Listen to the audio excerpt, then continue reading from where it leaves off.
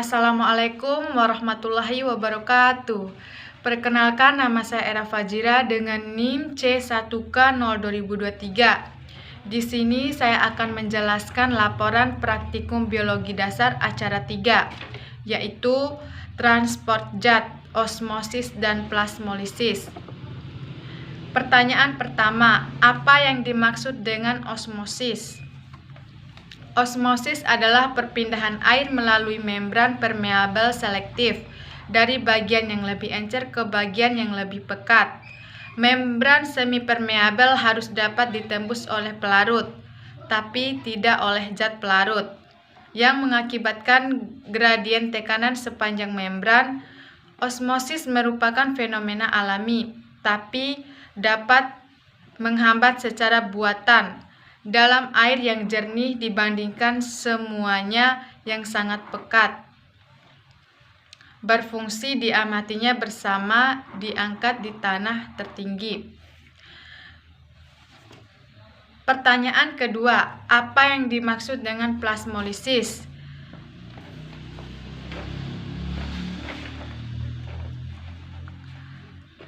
Plasmolisis merupakan dampak dari peristiwa osmosis. Jika sel tumbuhan diletakkan di larutan garam terkonsentrasi atau hipertonik, sel tumbuhan akan menghilang air dan juga tekanan turgor, menyebabkan sel tumbuhan lemah. Tumbuhan dengan sel dalam kondisi seperti ini layu. Kehilangan air yang lebih banyak akan menyebabkan adanya jarak antar dinding sel dan membran. Tidak ada mekanisme dalam sel tumbuhan untuk mencegah kehilangan air secara berlebihan dan juga mendapatkan air secara berlebihan. Tetapi plasmolisis dapat mengembalikan jika sel diletakkan di larutan hipertonik. Pertanyaan ketiga, pada percobaan menggunakan potongan kentang, jelaskan mengapa. A. Potongan kentang yang direndam dengan larutan 0% atau air saja memiliki tekstur yang keras. B. Potongan kentang yang direndam dengan larutan gula 5% memiliki tekstur agak keras dan sedikit lunak. C. Potongan kentang yang direndam dalam larutan gula 30% memiliki tekstur yang lunak. Menurut pendapat saya, osmosis adalah perpindahan air dari larutan ke hipotosis atau air atau lebih rendah encer ke larutan hipotosis lebih tinggi atau pekat melalui membran semipermeabel. Peristiwa ini terjadi pada saat kentang direndam pada larutan air biasa 0%. Perpindahan air secara osmosis terjadi air biasa atau hipotosis menuju sel-sel kentang. Mengingat larutan dalam kentang lebih pekat dari air biasa, masuklah air biasa ke dalam sel-sel kentang. Akibat masuknya air pada sel kentang membuat sel dalam keadaan turgid atau tekanan turgor tinggi.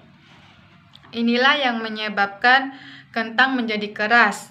Alasan inilah yang juga membuat kentang menjadi lebih berat. Kemudian, kondisi sebaliknya terjadi pada larutan gula 30% dan 5%. Pada larutan 5%, sel kentang mengalami kekurangan air akibat terjadinya plasmolisis. Kondisi air ini mengakibatkan penurunan tekanan turgo. Menurunnya tekanan turgo mengakibatkan kentang menjadi lebih empuk atau lembek.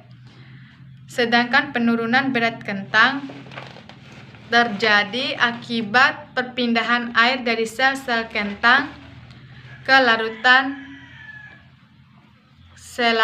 Semakin tinggi larutan yang digunakan, maka semakin lembek kentangnya. Kondisi sebaliknya sebanding juga terjadi pada penurunan berat kentang.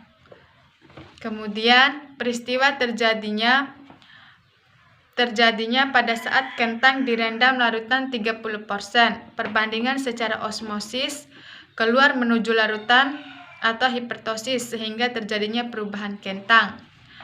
Pada larutan 30%, sel-sel kentang mengalami kekurangan air, akibatnya terjadi plasmolisis. Kondisi ini mengakibatkan penurunan tekanan turgo. Menurunnya tekanan turgo mengakibatkan kentang menjadi lebih empuk atau lembek. Lebih tepatnya empuk atau lunak. Sedangkan penurunan berat kentang terjadi akibat perpindahan air dari sel-sel kentang ke larutan. Semakin tinggi larutan yang digunakan atau hipertosis, maka akan semakin lembek kentangnya. Kondisi sebanding juga terjadi pada penurunan berat kentang. Pertanyaan keempat.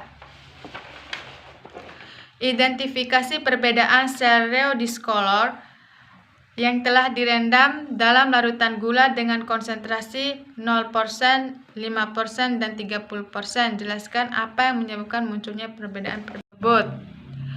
Jadi nomor 4, percobaan dengan memasukkan rheodiscolor dengan larutan 0%, 5%, dan 30%. Percobaan untuk mengetahui tekanan osmotik antara luar dan dalam sel. Pada rheodiscolor yang dimasukkan ke dalam larutan gula, yaitu terjadi perbedaan antara osmotik antara luar sel dan dalam sel daun. Larutan gula tersebut membuat konsentrasi zat larutan atau gula lebih tinggi dari luar sel daripada dalam sel. Akibatnya, zat pelarut atau cairan di dalam sel epidermis yang keluar untuk menyeimbangkan perbedaan konsentrasi tersebut. Peristiwa keluarnya cairan keluar sel untuk menyeimbangkan tekanan osmotik antara dalam sel sendiri dan luar sel tumbuhan disebut plasmolisis. Cairan yang keluar tersebut berasal dari membran sel. Terjadinya plasmolisis menyebabkan membran sel terjadi pada awalnya rapat dengan dinding sel. Akibat sebagian cairan berkurang, penampakan mikroskop akan menunjukkan sitoplasma berwarna ungu terlepas dari dinding sel. Dan ini daftar pustaka acara 3. Billahi taufiq wal hidayah. Wassalamualaikum warahmatullahi wabarakatuh.